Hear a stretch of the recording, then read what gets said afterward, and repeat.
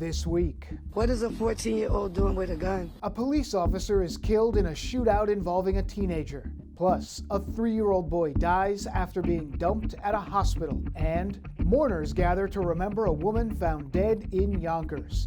Right now, Fox 5's Crime in the City. For our first story this week, we begin outside the city in Newark, New Jersey.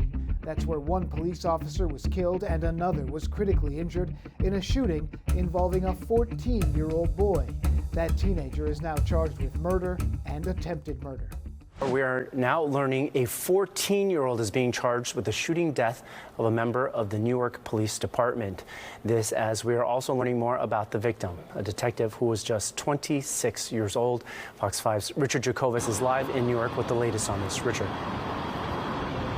Arthur, Newark Police Detective Joseph Ascona couldn't even get out of his squad car last night before police say a 14-year-old shot and killed him, and it was believed to be armed with an illegal gun. That 14-year-old, as you said, is charged with murder. At least 5 others are being questioned in this shooting as the entire city of Newark mourns another hero killed in the line of duty.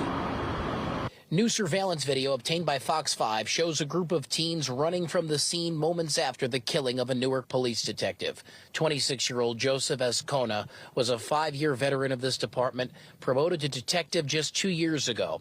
Officials say Ascona and his partner, who was also shot and wounded, arrived at the intersection of Broadway and Carteret Street at around 6:30 last night, investigating a group of teens believed to have illegal guns. What is a 14-year-old doing with a gun? 14-year-olds play basketball, read books, want to be the next Michael Jordan, want to be the next scientist, not having guns and killing people. Officials say the 14-year-old who shot and killed Ascona faces a number of charges, including murder. Newark Mayor Ros Baraka calling the shooting a heinous, callous disregard for humanity, specifically mentioning the age of the alleged gunman. We haven't figured out how to mentor our kids out of difficult situations and problems that they feel like they need to resolve their conflicts with guns and weapons on the street.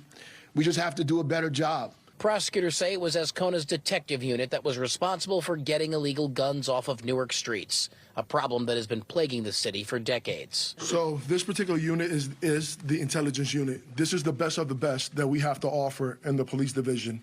These individuals are the ones that I call every day. Detective Joseph Ascona died a hero, taking his final breaths at University Hospital last night, surrounded by his mother, father, and 5 brothers. These are officers who got up yesterday morning to do their job, to go outside and make sure our streets were safe, to make sure 8-year-olds are not killed by stray bullets, to make sure our grandmothers could sit on their porches in peace, to make sure our neighborhoods are not overrun with violence and guns.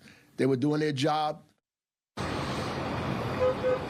That second officer is still recovering here tonight at University Hospital with non-life-threatening injuries. He and his partner, Detective Joseph Ascona, were brave men. They went to that area, the mayor said last night, knowing there was danger there.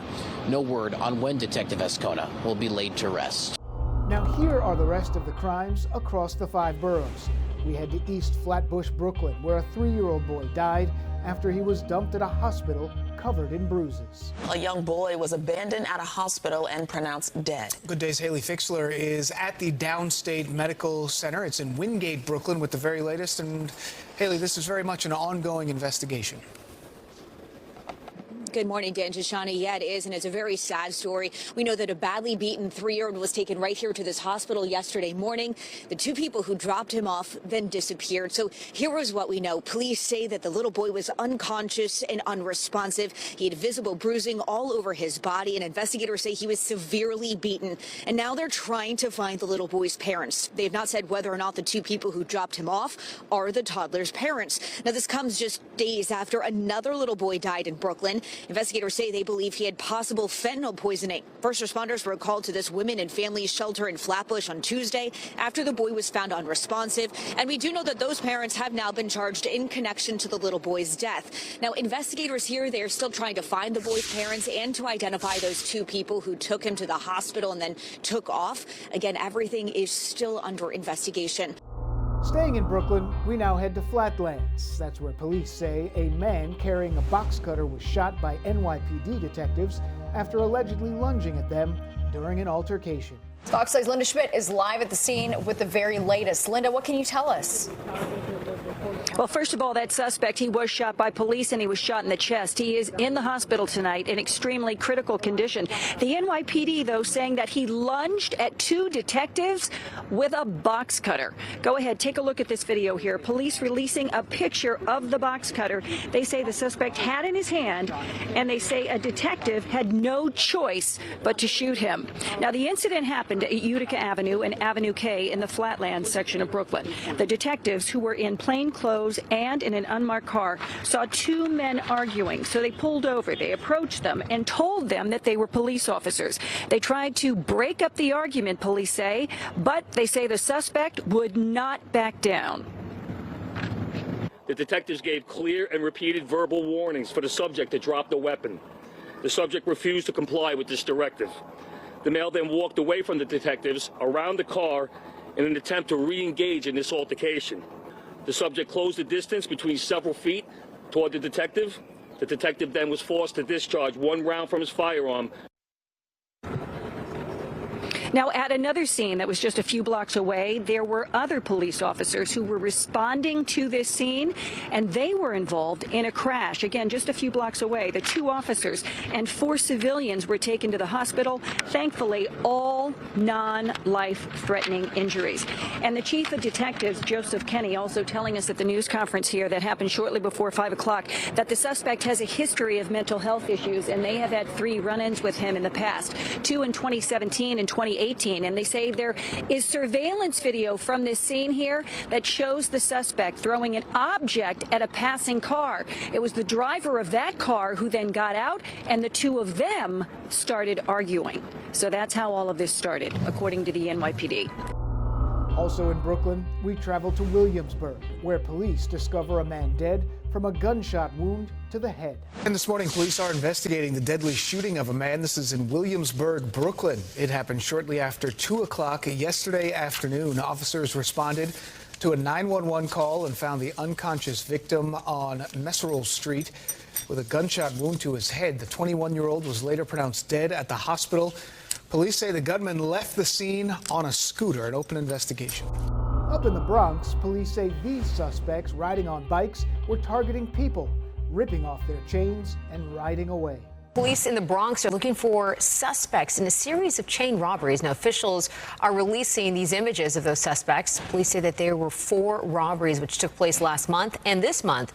And according to authorities, the suspects would approach the victims on a bike. They would yank off their chains, but thankfully no reports of injuries were as a result. And finally, we end in the Fordham Heights section of the Bronx, where a vigil was held for a 26-year-old woman whose body was discovered inside a duffel bag near the Sawmill River Parkway in Yonkers. Well, developing tonight, the boyfriend of a woman found stuffed inside a suitcase is now in custody as a vigil to remember the victim is set to get underway in the Bronx. Fox 6's Jessica Formoso is live in the Fordham Heights section of the Bronx with more on this investigation. And Jess, you just got some new information from police. Natasha and Steve, that's right. Police telling me that Pamela Alcantara's ex-boyfriend has now been charged with her murder. Now, this we have learned as the family and friends, her church family here gathering in front of her apartment building. This is where she lived, and this is where they last saw her alive. I'm going to step out of the way here so you can take a live look of what's happening. They are holding a prayer vigil for the young 26-year-old. Here you can see the balloons, holding candles. Again, she was last seen getting onto the elevator of her apartment building, going up to her apartment, and that's the last time they saw her alive. Many people here that I spoke to describe her as a beautiful soul. She was a chaplain. Her church family here comforting her mother and her loved ones. Police say the body of Pamela Alcantara was found yesterday inside a duffel bag near the Sawmill River Parkway in Yonkers. The 26-year-old was reported missing earlier in the week. According to authorities, she was last seen on March 2nd around 2 o'clock in the morning. Her family reported her missing, and of course that prompted an investigation. Her ex-boyfriend has been at the police precinct being questioned, and like I said, we now have confirmation that he has been charged with her murder. However, we still do not know what exactly happened to her. From what I understand, they share space together. They were no longer in a relationship. And from what I understand, she was slated to move out and to have her own place. She was planning to move to Yonkers. So this is why everybody's baffled as to why this happened. Nobody was suspecting this. The family is distraught. We're told that there were no red flags. Like you just heard Fernando Cabrera explain there, she was about to move out of this apartment that she shared with that ex-boyfriend. And unfortunately, it was too late. Now we know that they will be awake here in the Bronx for the young woman, and then she will be taken back to her native Dominican Republic for her funeral. That's this week's Crime in the City. Subscribe for more at youtube.com/Fox5NY.